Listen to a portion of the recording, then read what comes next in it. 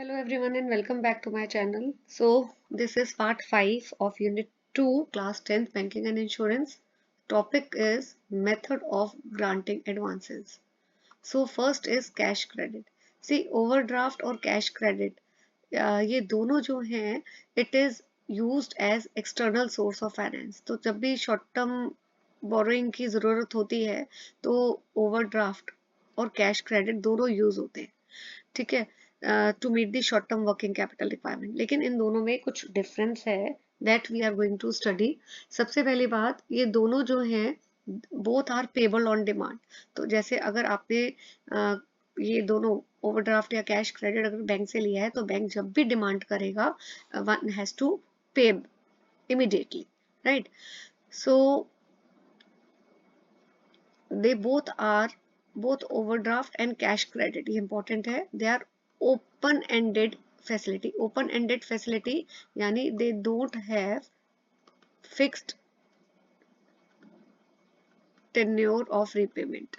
मतलब एक fix particular time period के लिए नहीं लिए जाते हैं, राइट.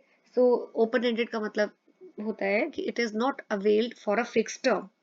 तो एक पर्टिकुलर टर्म के लिए आप जो है नहीं लिया जाता है, right. In other words you can say कि they have a revolving line of credit, यानी इनका कोई फिक्स टर्म नहीं होता है. रीपेमेंट शेड्यूल जो है फिक्स नहीं है कि अगर आप बोलो जैसे 5 साल के बाद करना है, वो एक फिक्स टाइम पीरियड हो जाता है. लेकिन कैश क्रेडिट और ओवरड्राफ्ट में कोई फिक्स्ड रीपेमेंट शेड्यूल नहीं होता है, राइट. और ये फैसिलिटी अगर इंडस्ट्रियल और बिजनेस कस्टमर को जो दी जाती है उसी को बोलते हैं cash credit. So the facility which is given to industrial business customer is known as cash credit, in which stock lying in the godown is taken as the security by the bank. तो bank क्या करता है, cash credit दे देता है business houses को और बदले में जो उनके गोडाउन में रॉ मटेरियल्स या स्टॉक जो भी होता है वो एज अ सिक्योरिटी अपने पास रख लेता है, right. After this let's move on. Features क्या है कैश क्रेडिट के. तो कैश क्रेडिट में सबसे पहले आपको ये याद रखना है कि बोरोर जो है वो विड्रॉ कर सकता है फंड्स एनी टाइम. जब भी उसको जरूरत है वो कभी भी विड्रॉ कर लेगा funds, but up to the drawing power. उसको जितनी भी लिमिट बोली हुई है, जितनी लिमिट बैंक ने सेंक्शन की है, सिर्फ उतनी ही लिमिट तक वो विड्रॉ कर सकता है फंड्स. और रीपेमेंट्स इरेगुलर होते हैं, ठीक है. सो अनसर्टेनिटी, बैंक के लिए तो ये अनसर्टेनिटी है. बोरोर का कोई ऐसा फिक्स शेड्यूल तो नहीं है वो इसी टाइम पे रीपे करेगा. तो बोरोर के पास जब कैश होगी वो ये कैश क्रेडिट जो है जो उसने लोन लिया है वापस कर देगा. लेकिन बैंक के लिए डिफिकल्ट इसलिए हो जाता है क्योंकि बैंक के लिए तो कोई सर्टेनिटी है ही नहीं कि कब बोरोर देगा. तो there is a uncertainty in the cash inflow and outflow. So जब भी उसका मन होता है बोरोर का वो विड्रॉ कर लेता है, जब उसके पास कैश होती है वो रिपे कर देता है. तो कोई कैश इन बैंक के लिए तो कैश इनफ्लो और कैश आउटफ्लो की ये अनसर्टेनिटी हो गई. तो इसलिए it becomes difficult for bank to plan their own funds. तो अभी पढ़ते हैं इसके बारे में और डिटेल में. पहला क्या है फीचर्स. जो लोन है it is given to meet working capital requirements. फिर कोलेटरल सिक्योरिटी के अगेंस्ट लोन दिया जाता है. इंटरेस्ट जो है it is charge only on the amount of loan availed by the customer, not on the amount sanction. So ये जो loan customer को दिया जाता है इस पे बैंक जो है रेट ऑफ इंटरेस्ट चार्ज करता है, ठीक है. लेकिन ये जो रेट ऑफ इंटरेस्ट चार्ज किया जाता है ये किस पे चार्ज किया जाता है, जितना लोन एक्चुअली बोरोर ने यूज किया है, जितना सैंक्शन किया है उस पे नहीं चार्ज किया जाता. जैसे बैंक ने बोला है कि बैंक ने सैंक्शन कितना किया है,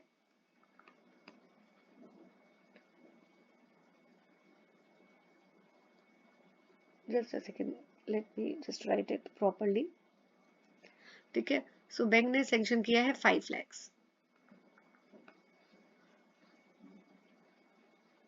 और कस्टमर ने इस 5 लाख में से अवेल किया है, यूज किया कितना, सिर्फ 2 लाख.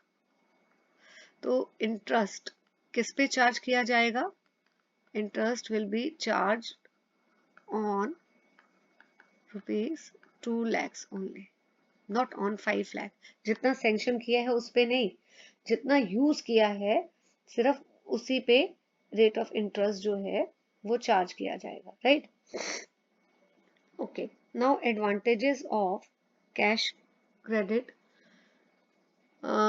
इम्पोर्टेंट सोर्स है, अगर वर्किंग कैपिटल की ज़रूरत है आप बैंक को अप्रोच करिए, आपको cash credit loan cash credit की फॉर्म में मिल जाएगा, इजीली मिल जाता है, ठीक है। इंटरेस्ट सब पूरी सैंक्शन अमाउंट पे नहीं होता, सिर्फ जितना कस्टमर ने यूज़ किया है उसी पे कस्टमर को इंटरेस्ट देना है। डिसएडवांटेजेस क्या है, रेट ऑफ इंटरेस्ट बहुत हाई होता है, राइट। और ये लोन जो है बैंक ग्रांट करता है, किस बेसिस पे डिपेंड करता है कि कंपनी का टर्नओवर क्या है, कंपनी का फाइनेंशियल स्टेटस क्या है, सब देखता है, कंपनी के पास कितना स्टॉक है। तो जो न्यू कंपनीज होती हैं जिसका टर्नओवर यानी कि सेल ज्यादा नहीं होती, फाइनेंशियल स्टेटस भी अभी ज्यादा अच्छा नहीं है, तो उनके लिए कैश क्रेडिट बैंक से लेना बहुत मुश्किल हो जाता है।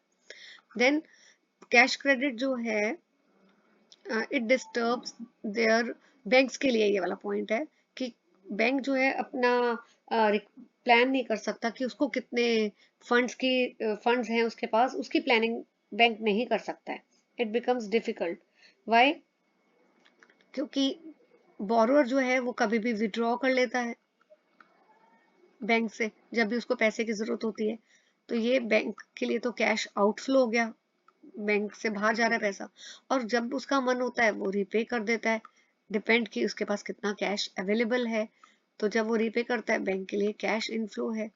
लेकिन ये कैश आउटफ्लो यानी कि विड्रॉल और रिपेमेंट कोई सर्टेन नहीं है, जब जरूरत होगी तब विड्रॉ होगा, जब कैश अवेलेबल होगी तब बोरोअर रीपे करेगा।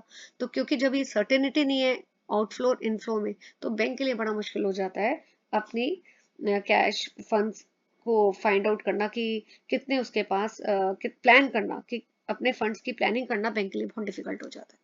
Now comes overdraft. ओवरड्राफ्ट क्या है?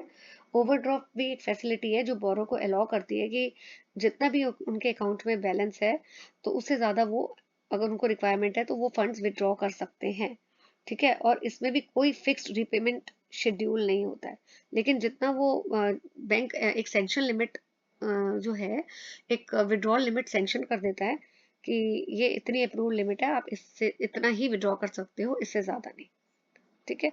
नाउ यहाँ पे देखिए लिखा है it has it is a open ended facility. Overdraft जो है वो ओपन एंडेड है। ओपन एंडेड का मतलब there is no fixed tenure for the loan, no fixed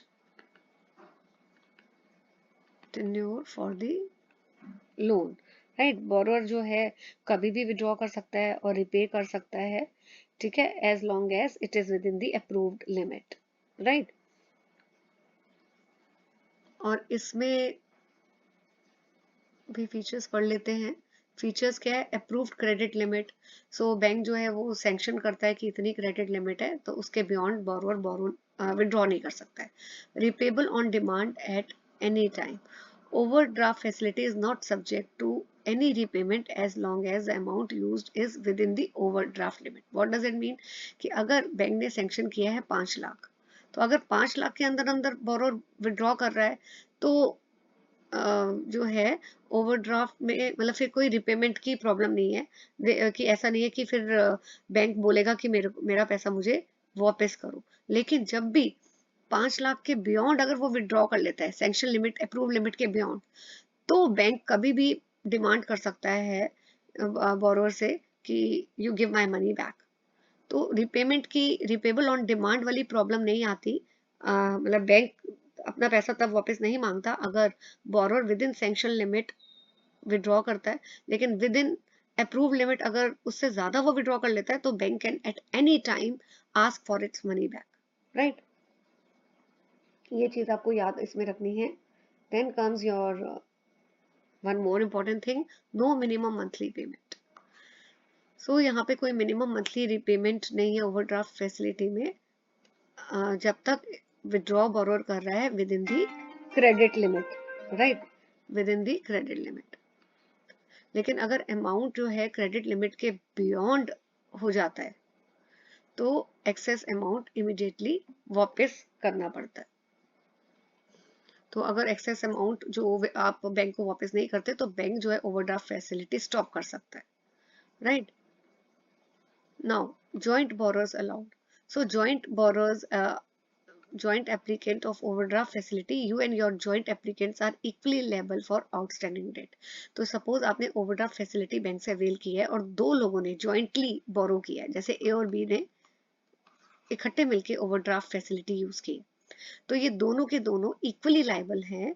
कोई भी जो आउटस्टैंडिंग बैंक का जो उन्होंने अमाउंट लिया है, सपोज 1 लाख तक का इन्होंने बैंक ने इनको सैंक्शन किया था और उन्होंने 80,000 यूज कर लिया, तो 80,000 दोनों की लाइबिलिटी है, दोनों ने ही मिलके जॉइंटली इस पैसे को बैंक को वापस करना, राइट। ओके, तो अगर सपोज ए और बी में से सिर्फ ए ने ही 80,000 यूज किया तो भी बी की रिस्पॉन्सिबिलिटी है, बी इज इक्वली लायबल क्योंकि वो जॉइंट बोरोअर थे। एडवांटेजेस क्या है, फ्लेक्सिबल है, तो जब भी जरूरत है one can use it and avail the facility, right। Quick है, easy to arrange है। डिसएडवांटेजेस क्या है ओवरड्राफ्ट के, डिसएडवांटेजेस में आप ये लिख सकते हो कि कॉस्ट, ओवरड्राफ्ट में रेट इंटरेस्ट पे करना पड़ता है बैंक को जो हायर होता है, ठीक है। सो दूसरा डिसएडवांटेजेस है कि लॉन्ग टर्म बोरिंग नहीं है, it's a short term borrowing, so this is the another disadvantage, right। Okay, recall, तो बैंक जो है कभी भी इंटायर अमाउंट ओवरड्राफ्ट का वापस बोल सकता है मेरे को रीपे करो, तो that is another thing. Security, overdraft जो है it can be secured by assets, ठीक है, तो बैंक सिक्योरिटी मांग सकता है ओवरड्राफ्ट के केस में। Now difference between cash credit and overdraft, दोनों शॉर्ट टर्म पर्पस के लिए, लेकिन कुछ डिफरेंसेस हैं कि कैश क्रेडिट फैसिलिटी में आपको एक separate cash credit account bank के साथ खोलना पड़ेगा अगर आपको कैश क्रेडिट फैसिलिटी चाहिए। ओवरड्राफ्ट में आपका कोई भी एग्जिस्टिंग करंट अकाउंट है तो आप ओवरड्राफ्ट फैसिलिटी ले सकते हो, ठीक है।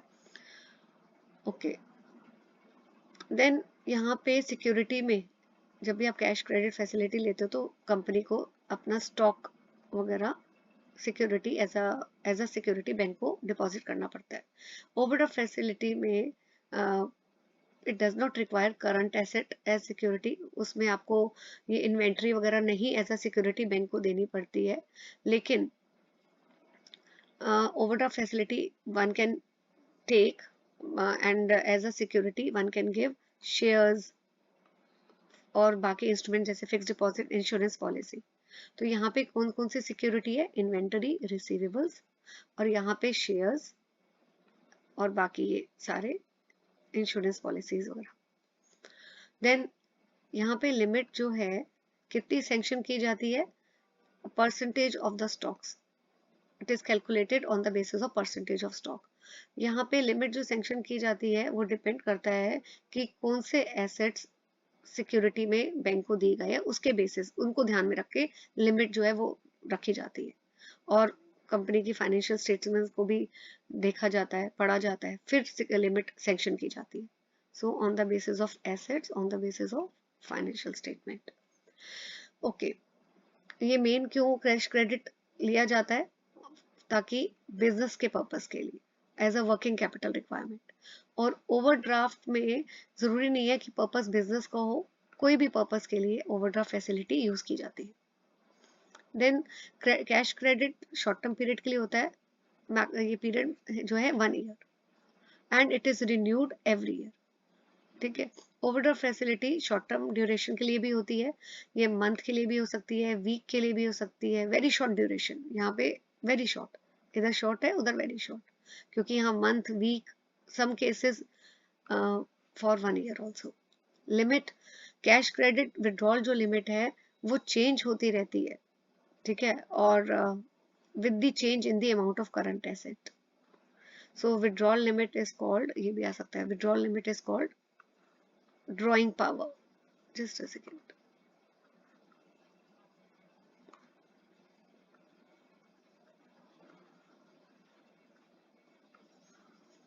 राइट। लेकिन यहाँ पे ओवरड्राफ्ट के केस में जो लिमिट है वो ज्यादातर कांस्टेंट यानी सेम रहती है, इसमें चेंज होती रहती है लिमिट, राइट।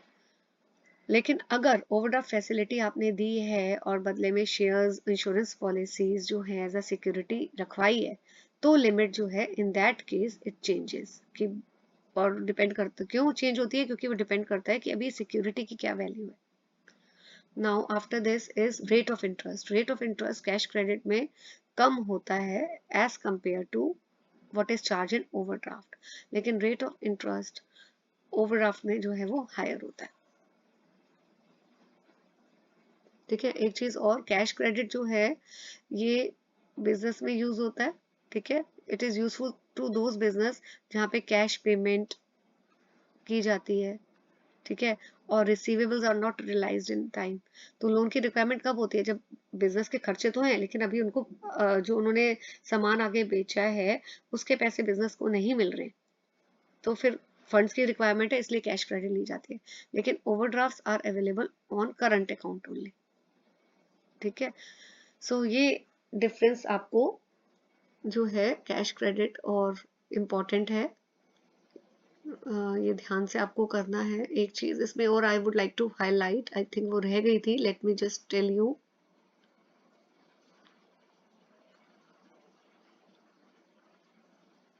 हाँ, यहाँ पे ये था ना कि दोनों कैश क्रेडिट और ओवरड्राफ्ट ये short term working capital requirements के लिए ही होते हैं, आपको पता है। लेकिन difference, they differ on various aspects. ये डिफरेंस मैंने आपको जो टेबल में अभी पॉइंट्स थे वो भी किए हैं, वहां से करने हैं कि अकाउंट कैसा है। जैसे इसमें क्या है, ओवरड्राफ्ट में करंट अकाउंट ही होता है, चार्जेस किस में है, फीस, सिक्योरिटी कौन कौन सी होती है, ये डिफरेंस सारा वहां से आपको करना है। ठीक है, so this is all. In the next video I will be starting with this particular topic. मैं आपको दिखा देती हूँ नीचे स्क्रॉल करके। yes, यहाँ से purchase and discounting of bill, this I am going to cover in the next video. Till then, stay tuned to my channel. Thank you for watching the video.